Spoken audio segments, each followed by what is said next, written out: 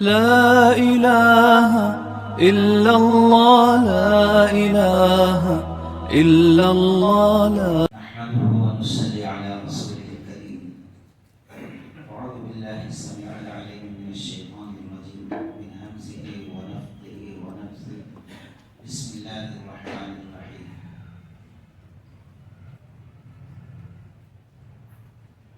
سبحانك لا علم لنا إلا ما علمتنا إنك أنت العليم الحكيم.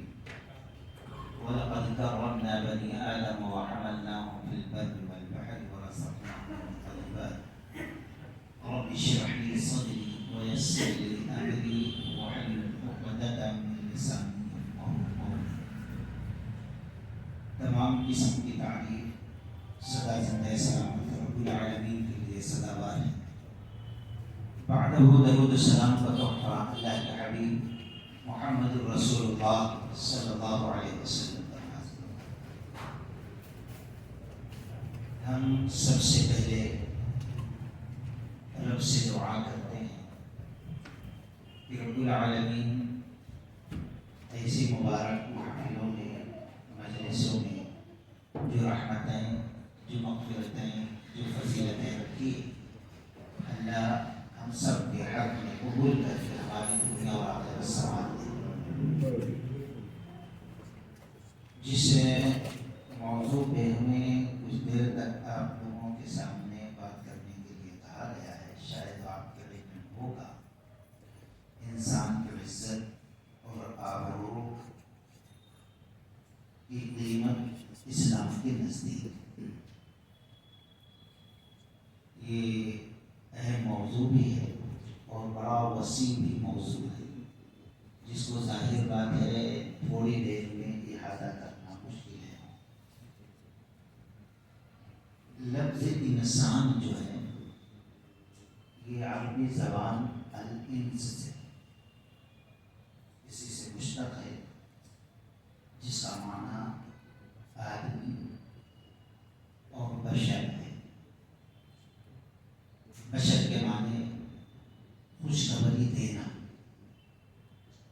اسی طریقے سے عزت، آبرو، یہ قریب قریب دونوں معنی کے لیے، دونوں ایک ہی معنی کے لیے استعمال ہوتے ہیں.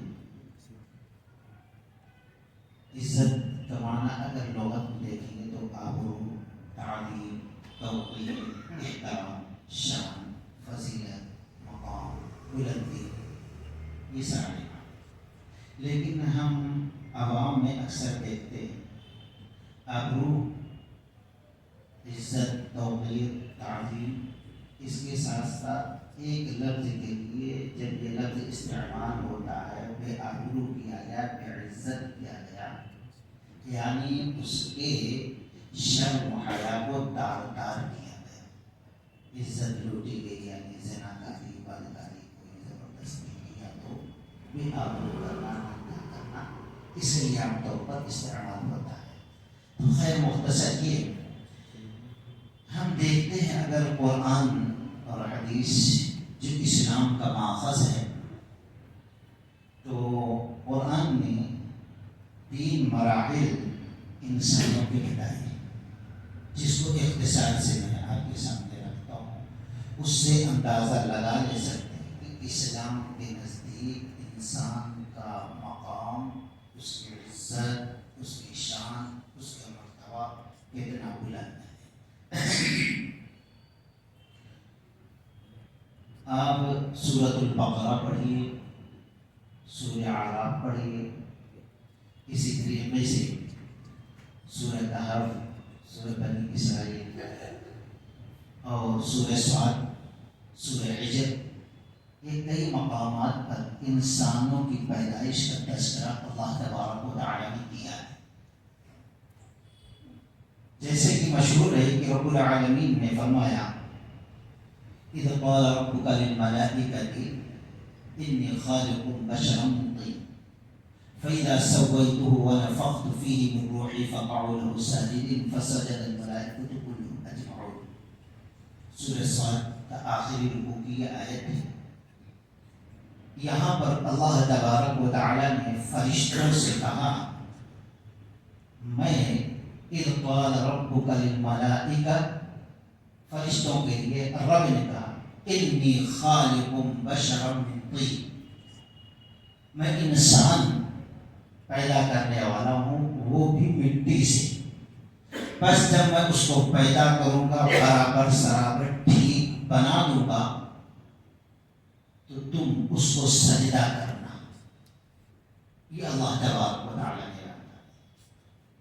اور پھر اگر اس کی وضاحت اور زیادہ دیکھنا چاہتے ہیں تو سورۃ البقرہ دیکھ لیجیے، انی جاعل فی الارض خلیفہ، کہ اللہ تبارک و تعالیٰ نے وہاں پر انسان کی پیدائش کا ذکر کیا۔ یہ انسان کے لیے بڑے شرف کی بات ہے، بڑی عزت کی بات ہے کہ ان کی پیدائش، ان کے وجود سے پہلے اللہ تعالیٰ جو اس کے سامنے مخلوق تھی، فرشتے، ان کے سامنے ذکر کر رہا ہے۔ عام طور پر ہم دنیا کے اندر دیکھتے ہیں، آپ لوگ بھی کسی بڑے مولانا کو بلاتے ہوں گے تو اب اس کے آنے سے پہلے اس کے نام کا خوب تذکرہ کرتے ہوں گے۔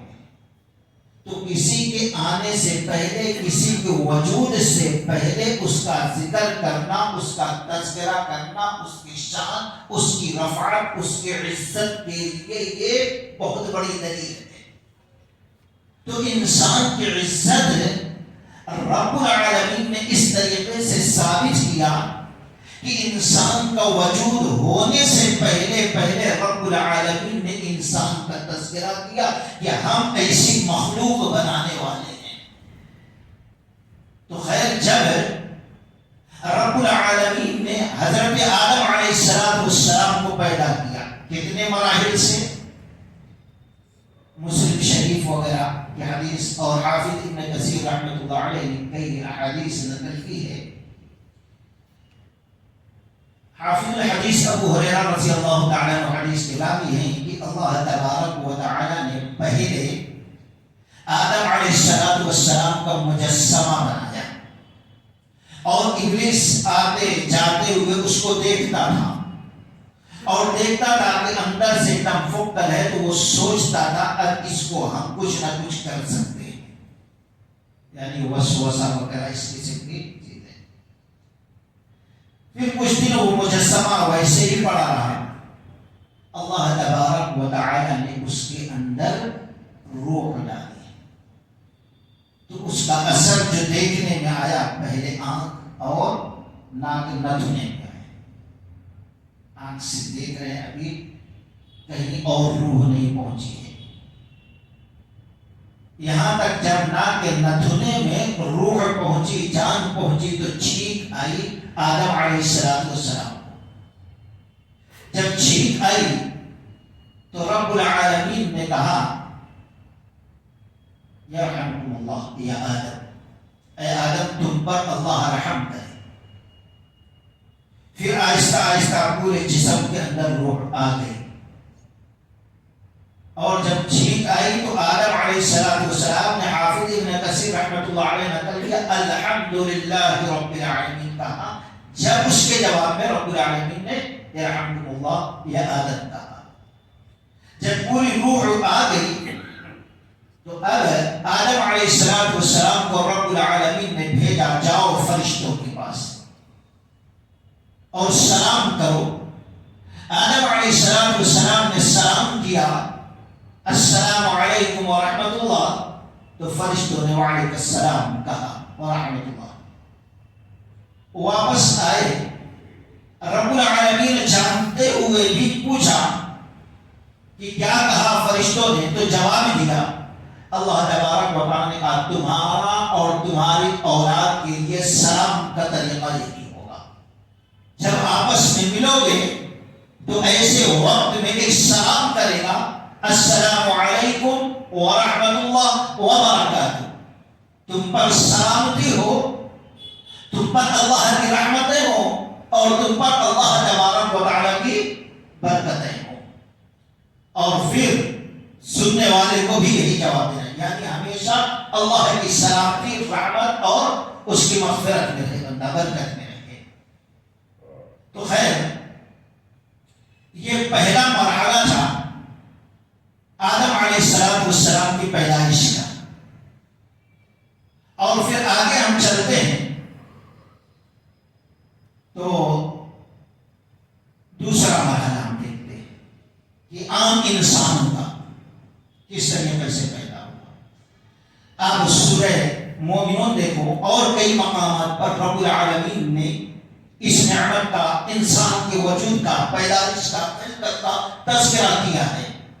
وَلَقَدْ خَلَقْنَا الْإِنسَانَ مِنْ سُلَالَةٍ مِنْ طِينٍ ثُمَّ جَعَلْنَاهُ نُطْفَةً فِي قَرَارٍ مَكِينٍ ثُمَّ خَلَقْنَا النُّطْفَةَ عَلَقَةً فَخَلَقْنَا الْعَلَقَةَ مُضْغَةً فَخَلَقْنَا الْمُضْغَةَ عِظَامًا فَكَسَوْنَا الْعِظَامَ لَحْمًا ثُمَّ أَنشَأْنَاهُ خَلْقًا آخَرَ فَتَبَارَكَ اللَّهُ أَحْسَنُ الْخَالِقِينَ ثُمَّ إِنَّكُمْ بَعْدَ ذَلِكَ لَمَيِّتُونَ ثُمَّ إِنَّكُمْ يَوْمَ الْقِيَامَةِ تُبْعَثُونَ۔ یہ ادھر کو تقریباً پڑھنے جائے، اور اس کے پہلے اللہ تبارک و تعالی جنت الفردوس کے وارثین کے اوصاف بیان کیے، لیکن کون وارث بنے گے؟ اللہ تبارک و تعالی نے انسانوں کے وجود کا تذکرہ کیا کہ اللہ نے فرمایا کہ ہم نے انسان کو پیدا کیا ایک کھنکتی ہوئی مٹی سے۔ بارش کو ہم دیکھیں گے، پانی جب مٹی سے ملتا ہے تو مٹی پیلی ہو جاتی ہے، مردہ مٹی کہیں۔ اللہ تعالیٰ نے کہا ہم نے بارش کے ذریعے سے مردہ زمین کو زندہ کیا۔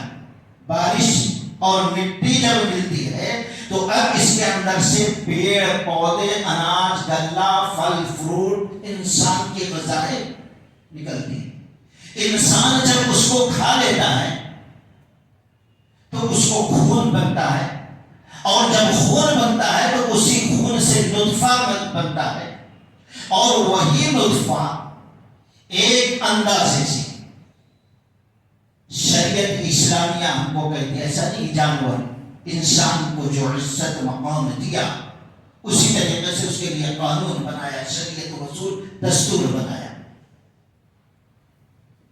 کہ دونوں کی شادی ہوتی ہے، دونوں ملتے ہیں، پھر عورت کے رحم کے اندر وہ نطفہ پڑتا ہے۔ جیسے کہ عبداللہ بن مسعود رضی اللہ تعالیٰ عنہ کی حدیث ہے کہ اللہ کے نبی صلی اللہ علیہ وسلم نے فرمایا جب وہ نطفہ مادر رحم میں پڑتا ہے تو 40 دن تک وہ نطفہ ویسے ہی رہتا ہے۔ کتنے مدارس سے گزرتا ہے وہ نطفہ، پھر 40 دن جب گزر جاتا ہے تو سرخ خون بن جاتا ہے وہی نطفہ۔ پھر جب 40 دن اور گزر جاتا ہے یعنی 80 دن ہو گیا، خون بن جاتا، پھر اس کے بعد 40 دن میں وہ خون کا لتھڑا، گوشت کا لتھڑا بن جاتا ہے۔ یہ کل 120 دن ہوا۔ 120 دن کے بعد رب العالمین اب اس گوشت کے لتھڑے کو ہڈی بخشتا، اور پھر اس کے بعد اس کے گوشت اور پھر اس کے اندر اعضا بنایا جاتا ہے، پھر اس کے اندر فرشتہ روح ڈالتا ہے، پھر اس کا مقدر لکھا جاتا ہے، نیک ہوگا کہ برا ہوگا، کیا کھائے گا، اور پھر کہاں مرے گا، کب مرے گا۔ یہ پورا اس کے اندر اسی وقت 120 دن جب نطفہ پڑے ہوئے ہوتا ہے تو لکھ دیا جاتا ہے۔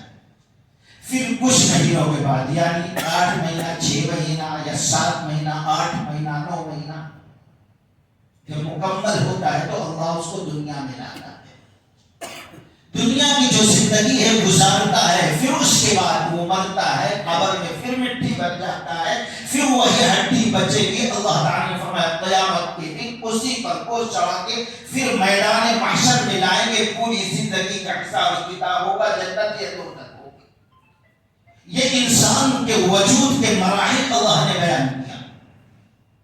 دوسری مخلوق کو اللہ نے لفظ کن سے پیدا کر دیا، لیکن انسان کے وجود کو جو بخشا ہے، کتنا پیارا انداز اللہ تعالیٰ نے بنایا انسان کی پیدائش۔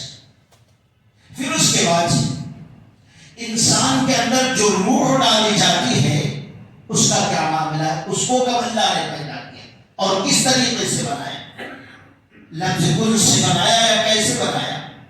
سورہ اعراف ہم پڑھتے ہیں، رب العالمین نے فرمایا وَإِذْ أَخَذَ رَبُّكَ مِنْ بَنِي آدَمَ مِنْ ظُهُورِهِمْ ذُرِّيَّتَهُمْ وَأَشْهَدَهُمْ عَلَىٰ أَنفُسِهِمْ أَلَسْتُ بِرَبِّكُمْ قَالُوا بَلَىٰ شَهِدْنَا أَن تَقُولُوا يَوْمَ الْقِيَامَةِ إِنَّا كُنَّا عَنْ هَٰذَا غَافِلِينَ أَوْ تَقُولُوا إِنَّمَا أَشْرَكَ آبَاؤُنَا مِنْ قَبْلُ۔ اللہ تعالیٰ نے فرمایا یاد کرو اللہ کی نعمت کو، اس وقت کو جب رب العالمین نے آدم کی اولاد کو آدم علیہ السلام کے پشت پر ظاہر کیا اپنے سامنے۔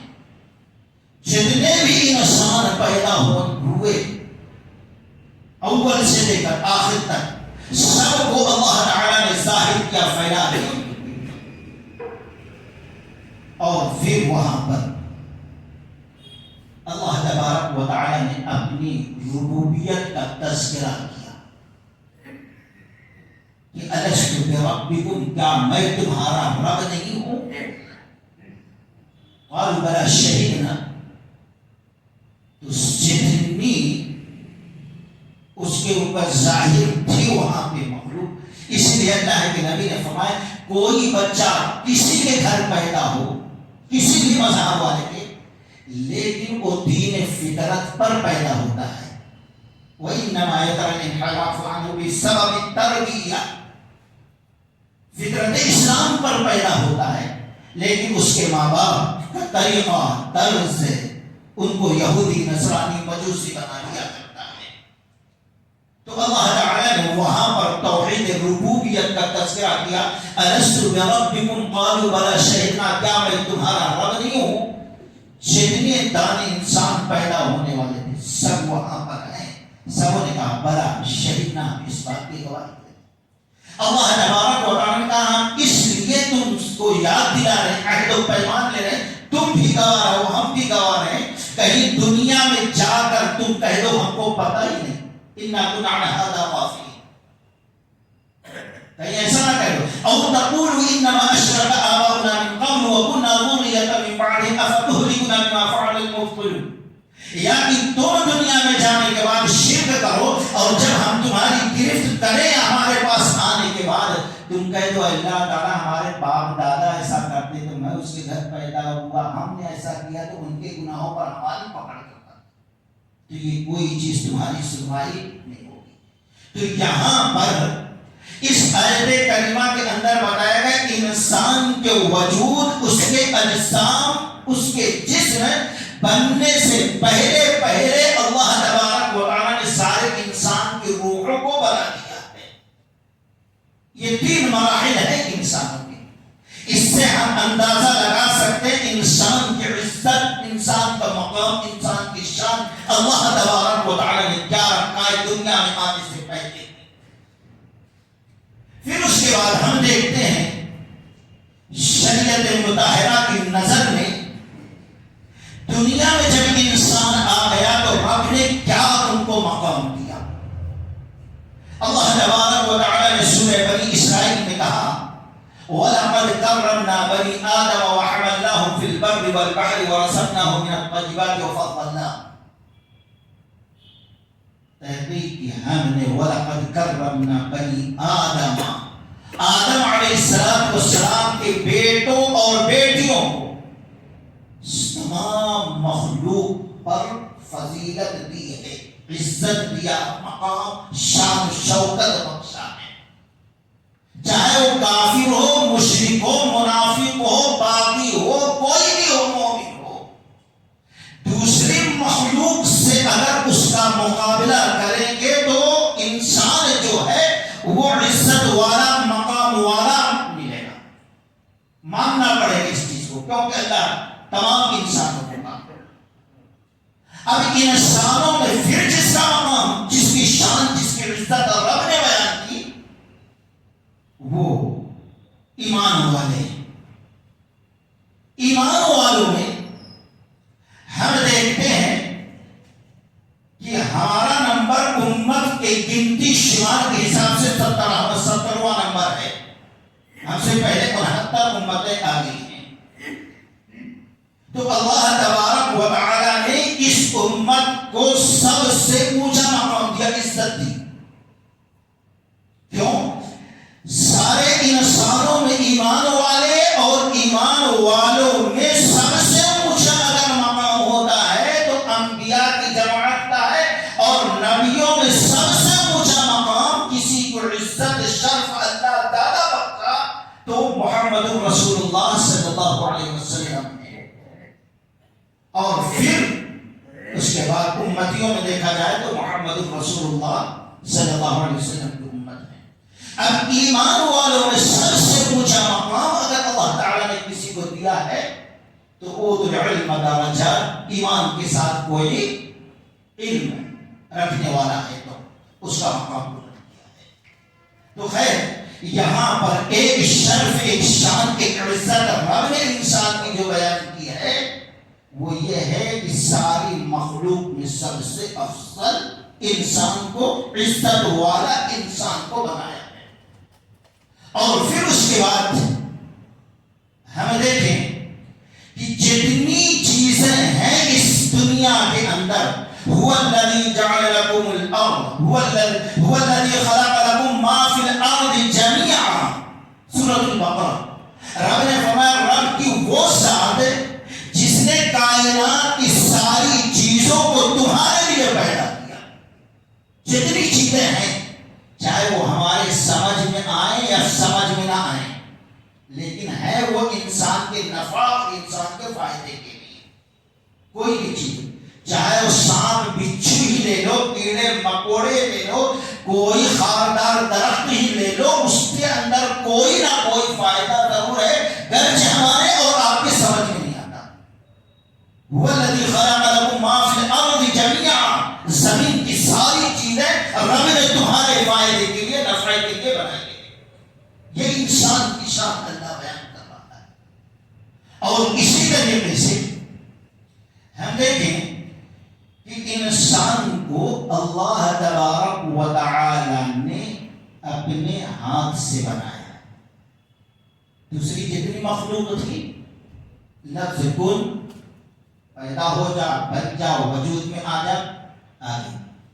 لیکن جب انسان کا معاملہ آیا، سورہ صاد کے آخری رکوع کی آیت، قال یا ابلیس، اللہ تبارک و تعالی نے کہا اے ابلیس، قال یا ابلیس، اے ابلیس تم نے، قال ما منعک ان تسجد لما خلقت بیدی، اے ابلیس کس چیز نے تجھے آدم کو سجدہ کرنے سے منع کیا؟ لما خلقت بیدی، جبکہ میں نے میرے ہاتھ سے اس کو بنایا تھا۔ جب مجسمہ، جب پتلا بنا تو رب نے اپنے ہاتھ سے بنایا تھا۔ یہاں پر سارے انسان کو کہا کہ اللہ تبارک و تعالیٰ نے انسان کو اپنے یہ انسان کی عزت شرف ہے۔ اسی طریقے سے اور دیکھیں تو اللہ تبارک و تعالیٰ نے انسان کو اپنی صورت میں بنایا، جیسے کہ امام مسلم رحمۃ اللہ علیہ کتاب البر والصلہ کے اندر نقل کرتے ہیں، راوی حافظ الحدیث ابو ہریرہ رضی اللہ تعالی عنہ، وہ کہتے ہیں کہ اللہ کے نبی صلی اللہ علیہ وسلم نے فرمایا قاتل، جب تم قتال کرو اخاہو، اپنے بھائی سے، تو یاد رکھو فَلَمْ يَجْتَنِبُ الْوَجْهَ فَإِنَّ اللَّهَ خَلَقَ آدَمَ صُورَتِهِ، جب تم لڑائی جھگڑا کرو آدم علیہ السلام کی اولاد سے، انسان سے، تو فَإِن لَمْ يَجْتَنِبُ الْوَجْهَ، تو اس کے چہرے سے بچو۔ کیوں؟ فَإِنَّ اللَّهَ خَلَقَ آدَمَ صُورَتِهِ، کیونکہ آدم علیہ السلام کو اپنی صورت پہ پیدا کیا ہے۔ اب کیسے بنایا؟ رب نے کہہ دیا، حدیث صحیح ہے، نبی نے فرما دیا، اب ایمان لا لینا، اب اس کے پیچھے نہیں جانا، کیونکہ اللہ نے اپنے ذات کے بارے میں کہا لیس کمثلہ شیء، اس کے مثل کوئی نہیں۔ بس ایک مقام، مرتبہ انسان کے اللہ نے بیان کیا کہ سانپ انسان عزت والا ہے اس کی تکریم کرو، اس کی عزت کرو، احترام کرو، اور خاص کر کے اس کے چہرے کا احترام کرو، اس کی توقیر کرو، اور اس پر کتنا بھی غصہ آ جائے اس پر کبھی مارنا نہیں، نشان نہیں لگانا، تھوکنا نہیں اس کے اوپر۔ اب وہ کیسے ہے واللہ اعلم، اللہ بہتر جانتا ہے۔ مفسرین محدثین اس کے آگے کچھ بیان نہیں کرتے، حدیث صحیح ہے۔ مثال کے طور پر اللہ السمیع ہے، سننے والا ہے، اور انسان بھی سمیع ہے، سننے والا ہے، لیکن اللہ تعالیٰ کی سماعت میں اور انسان کی سماعت میں بہت فرق ہے، اتنا کہ آپ سوال ہی نہیں کر سکتے۔ اللہ تبارک و تعالیٰ ساری دنیا کی مخلوق کی ایک ساتھ سنتا، اور سننے کے بعد ایسا نہیں کہ اس کے پہلے علم، اس کے پہلے بھی علم تھا، اور پھر اس سماعت کو کبھی بھولتا نہیں ہے۔ لیکن انسان کے سامنے دو آدمی بات کرنے لگے وہ نہیں سمجھ سکتا، یعنی کوئی اور زبان جو انسان نہ سمجھتا ہو وہ سنائے تو سنا انسنا، اور پھر بھول جانے کا خدشہ رہتا ہے۔ اسی طریقے سے انسان کی عظمت، عزت، شان بیان کرنے کے لیے اللہ کے نبی صلی اللہ علیہ وسلم نے کہا کہ مت مارو، کیونکہ اللہ تعالیٰ نے بابا آدم علیہ السلام کو، انسانوں کے بابا کو اپنی صورت پہ بنایا ہے۔ کیسے بنایا واللہ اعلم، اللہ بہتر جانتا ہے، اور مجسمہ ہے کوئی چیز۔ اسی طریقے سے ہم دیکھ لیں کہ اب انسان کو کوئی شخص ذلیل و رسوا کرے دنیا میں آنے کے بعد،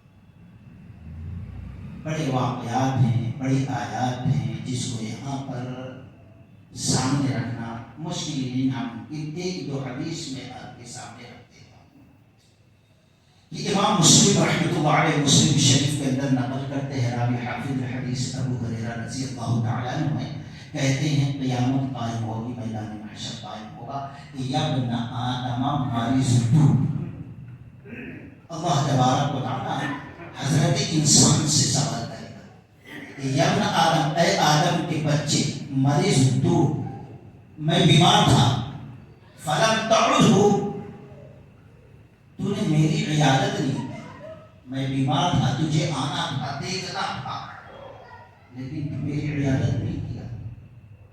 اب وہ بندہ پریشان ہو کر کہے گا قال یا ربی کیف، اے رب العالمین میں کیسے تیری عیادت کرتا، وانت رب العالمین، تو تو رب العالمین ہے، میں تیری عیادت کیسے کرتا؟ اللہ رب العالمین فرمائے گا میرے بندے، تو جانتا تھا کہ میرا فلاں بندہ، فلاں آدمی، فلاں انسان بیمار تھا، اگر تو وہاں آ کر دیکھتا اس کو تو وہاں پر مجھے پاتا۔ یعنی انسان کی عزت، احترام، انسان کی عیادت کو اللہ نے اپنی عیادت، اس سے بڑا شرف عزت کیا ہو سکتی ہے انسان؟ پھر وہ کہتا ہے یا ابن آدم، آدم استطعت، اے آدم کے بیٹے یہ بتا، میں بھوکا تھا، میں نے کھانا مانگا، تو نے مجھے کھانا نہیں دیا۔ کہے گا اے رب العالمین، آپ تو رب العالمین ہیں، آپ تو دنیا کو کھلاتے ہیں، آپ کو ہم کیسے کھلا سکتے ہیں؟ اللہ تعالیٰ کہے گا میرا فلاں بندہ بھوکا تھا، تجھ سے کھانا مانگا، تو اگر اس کو دے دیتا تو وہ مجھ تک پہنچ جاتا، یعنی میری رضا تجھ کو حاصل ہو جاتی، اجر ثواب مل جاتا ہے۔ پھر رب سوال کرتا ہے اے میرے بندے، میں نے پانی مانگا، پیاس لگی تھی، تو نے مجھے پانی نہ دیا۔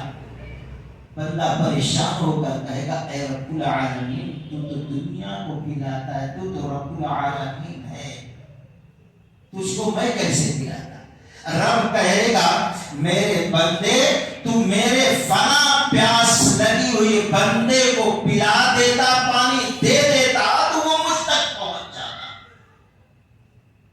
گویا تو مجھے پلا دیا، میرے بندے کو پلا دیا، یہ مقام۔ اسی طریقے سے اب اگر کوئی شخص انسان کی اتنی اونچی عزت رکھا، اب کوئی شخص انسان پر ظلم ستم کرتا ہے تو ظاہر بات ہے رب العالمین کو ناراض کرتا ہے انسان۔ امام بخاری، امام مسلم رحمۃ اللہ علیہ، بخاری اور مسلم کے اندر نقل کرتے ہیں، راوی یہی صحابی رسول ہیں ابو ہریرہ رضی اللہ تعالیٰ عنہ، کہ اللہ کے نبی صلی اللہ علیہ وسلم نے کہا کہ مل مفلس سے، کیا تم جانتے ہو مفلس کون؟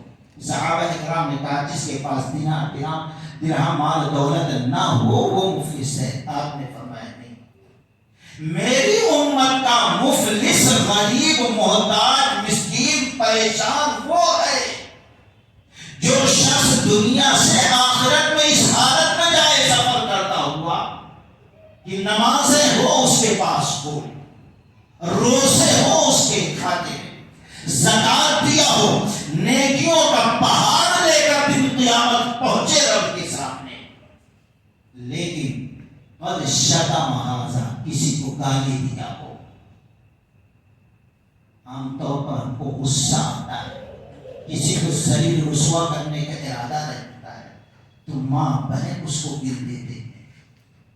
سوچو انجام کیا، جس کو رب نے اپنی صورت اپنے ہاتھ سے بنایا، اتنے مراحل سے گزار کر دنیا میں بھیجا، جس کو عزت شرف والا بنایا، اس انسان کی عزت کی دھجیاں ہم اڑا رہے ہیں گالی دے کر۔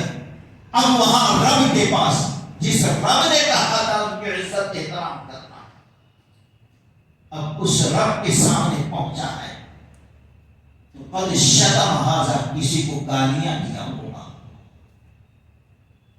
وقذف ھذا، کسی پر بہتان لگا ہوگا۔ آج کتنے ایسے لوگ ہیں رشتے داروں کے پاس پڑوس میں دل میں آیا یا شک کے بنا پر عورتوں پر الزام لگا دیتے، بدکاری کیسے نہ کرے، یہ آبرو کرنا ہے،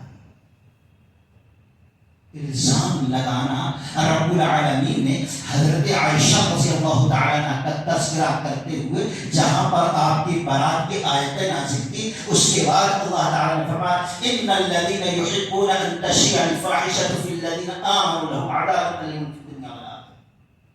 جو لوگ مسلم معاشرے میں ایمان والوں کی سوسائٹی میں فحاشی بے حیائی پھیلانے کے عازمند ہیں، اس واقعہ پر فحاشی بے حیائی کا لفظ رب نے استعمال کیا۔ حضرت عائشہ رضی اللہ تعالی عنہا پر منافقین نے بدکاری کا الزام صرف لگایا تھا، تو گویا پورے مسلم معاشرہ میں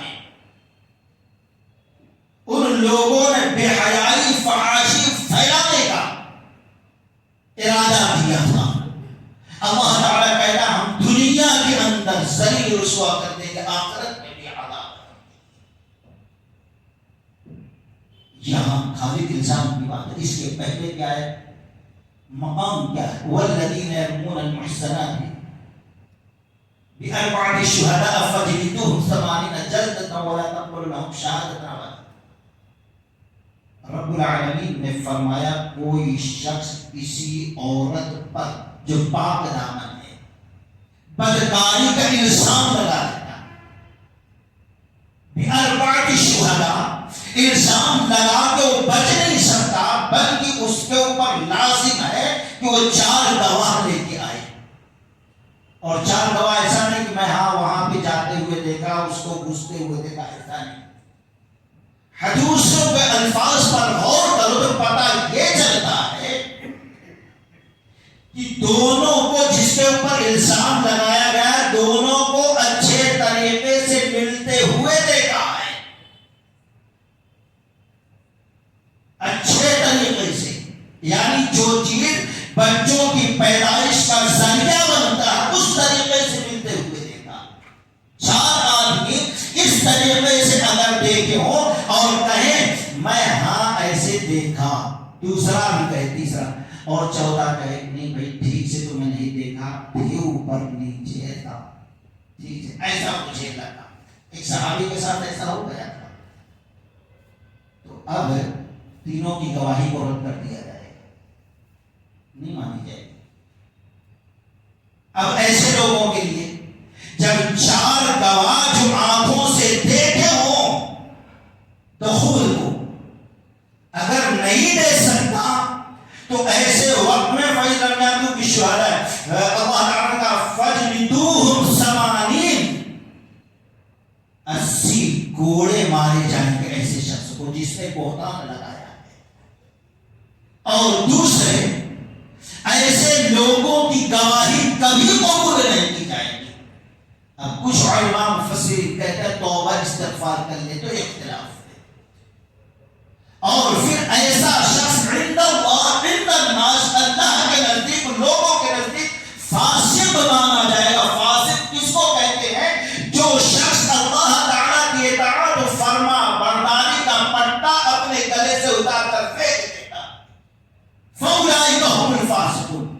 جو کسی پاک دامن پہ بہتان لگاتے ہیں اگر ثابت نہ کر سکے 4 گواہ کو لا کر تو ایک سزا 80 کوڑا مارا جائے گا. تو کبھی ایسے لوگوں کو یعنی دنیا میں اس کو ذلیل سمجھا جائے، اس کا کوئی اعتبار نہیں. اور پھر تیسرے وہ فاسق شمار ہوگا اس سزا. اور ایک روایت ملتی اگر کوئی شخص کسی پاک دامن عورت پر الزام لگاتا ہے، بے آبرو کرنے کی کوشش کرتا ہے تو اللہ کے قسم 100 سال کی عبادتیں بھی ہے تو اللہ اس کی برباد کر دیتا ہے، ضائع کر دیتا ہے. 100 سال کی عبادت. تو وَقَذَفَ هَذَا جب میدان معاشر پائے یہاں تو بچ گیا، لیکن وہاں جب رب کے سامنے جس نے وصول بنایا ہے مرد و عورت کے عزت کے بارے میں، جس نے عزت کی دھجیاں اڑائی تھی، یہاں کوئی اس کا کچھ بھی نہیں بگاڑ سکا. وہ عہدے پہ تھا، عزت والا تھا، مال والا تھا، بہت بڑے اقتدار پہ تھا، بہت بڑا عہدہ تھا، یہاں کوئی کچھ نہیں بگاڑ سکا. لیکن رب کے سامنے ایسا شخص جاتا ہے تو اب رب کے سامنے سوال ہوتا ہے. وَقَذَفَ هَذَا بہتان لگایا تھا کسی کو. وَأَكَلَ مَالَ هَذَا یا بھی وہ شخص کسی کے مال کو ہڑپ لیا، قرض لے لیا، دیا نہیں، بے وقوف بنا کے لے لیا، زبردستی لے لیا، چوری کر لیا، خیانت کر لیا، کیسے بھی لے لیا. وَأَكَلَ مَالَ هَذَا وَسَفَكَ مَالَهُ یا کہ اس نے خون کر دیا، مرڈر کر دیا. وَمَنْ أَحْيَاهَا فَكَأَنَّمَا أَحْيَا النَّاسَ جَمِيعًا. اگر ایک انسان کو یہاں اللہ نے مومن کی شرط نہیں لگائی، مسلمان کی شرط نہیں لگائی، ایک کا اگر کوئی شخص قتل کرتا ہے فَكَأَنَّمَا أَحْيَا النَّاسَ جَمِيعًا گویا سارے انسانوں کو اس نے قتل کر دیا. کوئی انسان نہیں. غور کرنے کا موقع ہے اس وقت.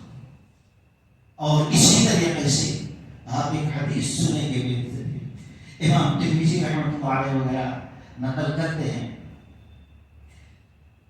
غالباً ابو ایوب رضی اللہ تعالی عنہ ہیں، مسجد میں آئے، داخل ہوئے اور پھر نماز پڑھ کے نکل رہے ہیں. ایسے وقت میں کوئی شخص چند لوگوں کو بٹھا کر حدیث سنا رہا ہے. قال رسول اللہ صلی اللہ علیہ وسلم کہ اللہ کے نبی صلی اللہ علیہ وسلم نے فرمایا فلاں صحابی سے، یہ صحابی تھے.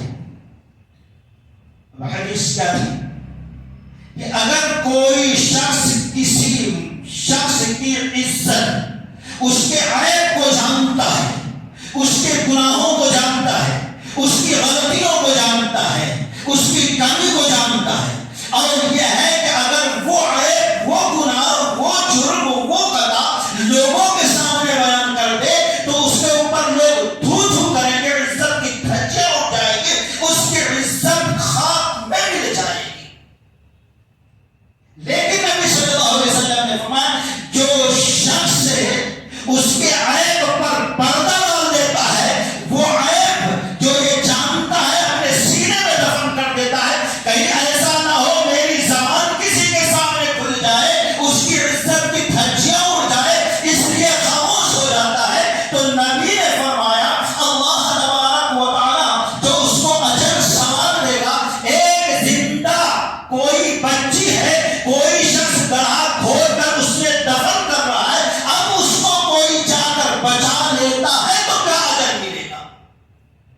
صرف اس کی جان بچانے کا، یہ تو اشرف المخلوقات ہے۔ لیکن وہ حدیث بارہا آپ نے سنا ہوگا یا بیان کیا ہوگا کہ کوئی فاحشہ عورت، بدکار عورت، گنہگار عورت راستے میں جا رہی تھی، کنواں ملا، باوڑی ملے، پیاس لگی تھی، گرمی کی شدت تھی، اتری اور پانی پی کے وہ اپنی گلی دیکھتی کیا ایک کتا، جہاں پر لوگ پانی نکالے تھے وہاں گرا تھا زمین پہ، تو جو مٹی گیلی تھی وہ پیاس کی شدت سے چاٹ رہا تھا۔ اب عورت سوچتی ہے مجھے اللہ تعالیٰ نے اچھے انداز میں پیدا کیا، میں نیچے اتر کے اپنی پیاس بجھانے کتنی تکلیف تھی، اب یہ اس لائق نہیں ہے کہ باوڑی میں اترے اور اپنی پیاس بجھا کے باہر آئے۔ اس کے دل میں ایک ہمدردی پیدا ہوتی ہے۔ اللہ کے نبی صلی اللہ علیہ وسلم نے فرمایا وہ اترے اور پھر اپنے منہ سے پانی بھر اور لا کر اس کو پلا دیا۔ یہ ادا رب کو اتنی پسند آئی کہ پوری زندگی کے اس کے گناہوں کو، خطاؤں کو بخش دیا۔ سوچو اگر انسان کتے کی جان بچائی تو یہ مقام، یہ مرتبہ، یہ رحمت رب کی، اور اگر انسان کی جان بچا لیا تو کیا مقام، کیا مرتبہ اللہ کی جانب سے، سوچ بھی نہیں سکتے، اس کو کوئی تصور میں بھی نہیں جا سکتے۔ اللہ کے نبی صلی اللہ علیہ وسلم نے فرمایا کوئی شخص کسی کے عیب کو جانتا ہے اور اس لیے اس کو اپنے سینے میں دفن کیا، کہیں کسی کے سامنے ظاہر کرے گا تو عزت کی دھجیاں اڑ جائے گی، تو اس کو زندہ دفن کی جانے والی بچی کی جان بچانے کا ثواب، اتنا ثواب اور رب کے سوا کوئی جانتا نہیں، کوئی تصور میں بھی نہیں آ سکتا۔ اور دوسرے اللہ تبارک و تعالی اس کے عیبوں پر اس وقت پردہ ڈالے گا جب کائنات انسانیت میدان محشر میں موجود ہوگی، اب وہاں پر اس کی عزت پر کوئی پردہ ڈالنے والا نہیں ہوگا۔ اس طریقے سے حدیث سنا دیا، اس کے عیبوں پہ پردہ ڈالا جائے گا، اس کو زندہ دفن کی جانے والی بچی کے جان بچانے کا اجر ثواب ملے گا۔ تو آپ کے صاحب گئے اور پوچھا بھائی یہ خود سے بیان کر رہے ہو کہ اللہ کے نبی صلی اللہ علیہ وسلم سے سننے کی حدیث بھی ہے؟ تحقیق کرنے لگے، کہا یہ کس سے سنے؟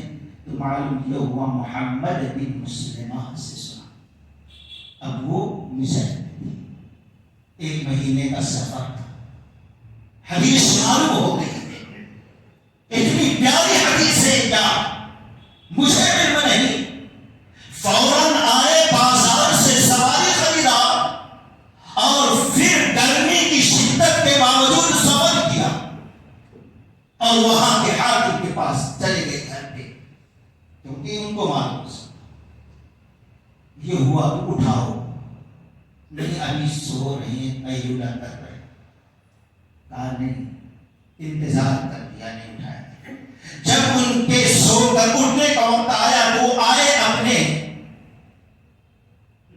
فرسٹ فلور پہ رہتے تھے، دیکھیں بتایا گیا صحابی رسول خوشی میں کون ہے نیچے سے، دیکھیں صحابی رسول رضی اللہ تعالی عنہ،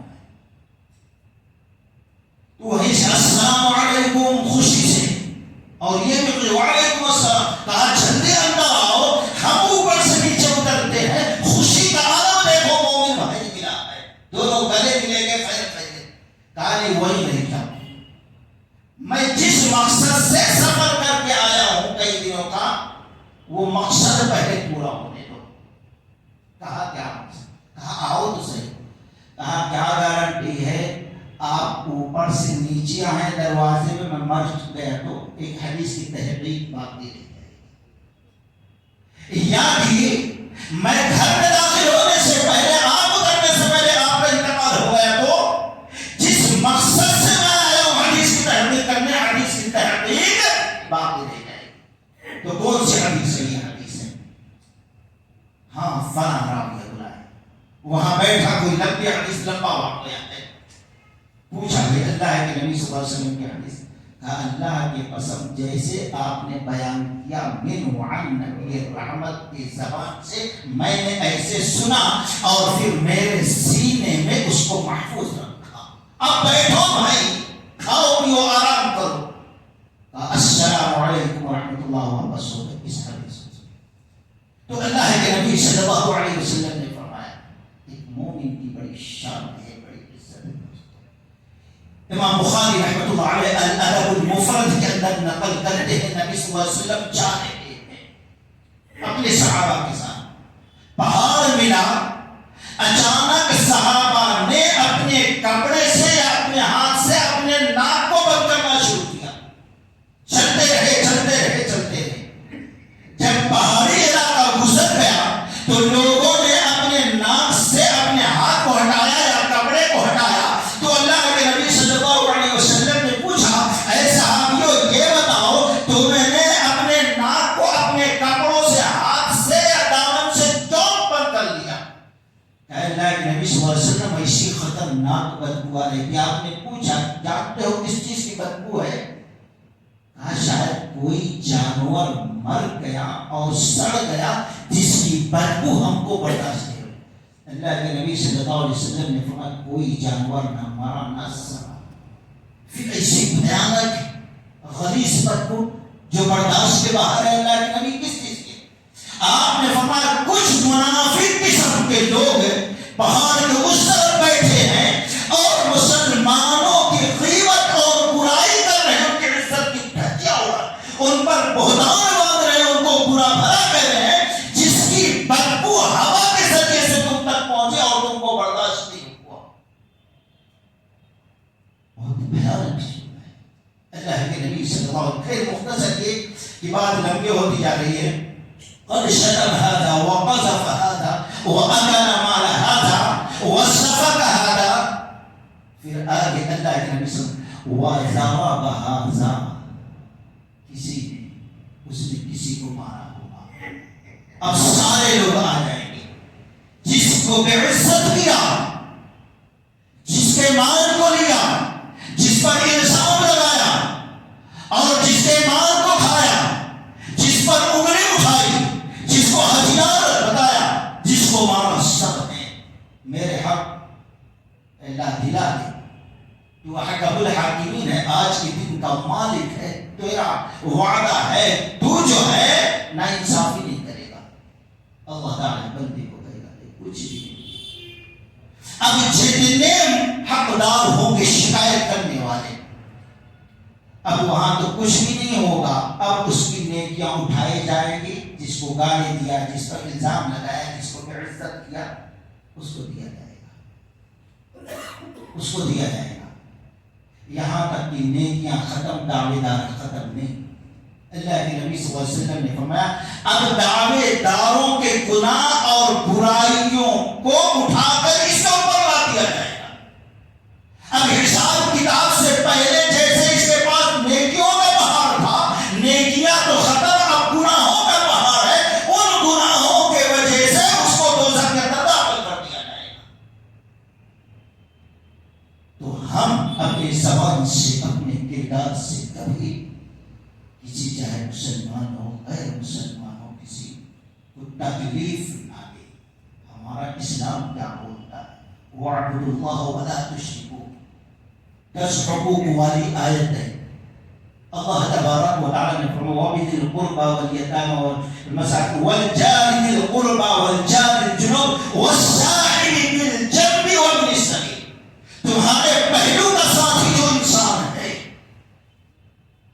اب پہلو کا ساتھی مسلم بھی ہو سکتا ہے، سفر میں ہو سکتا، دکان میں ہو سکتا، نوکر بھی ہو سکتا، بیوی بھی ہو سکتی، بھائی بھی ہو سکتا، کوئی بھی ہو سکتا. چند لمحوں کے لیے بس میں بیٹھتے ہیں تو کوئی ہو سکتا ہے، دکان میں بیٹھے تو کوئی ہو سکتا، راستے میں چلتے ہیں تو کوئی دوسرا ہمارے برابر گاڑی چلا سکتا ہے. ان کے حقوق ادا کرو، ان کے ساتھ اچھا سلوک کرو. چلیے واقعہ دعوانا الحمدللہ رب العالمین. پھر کسی کو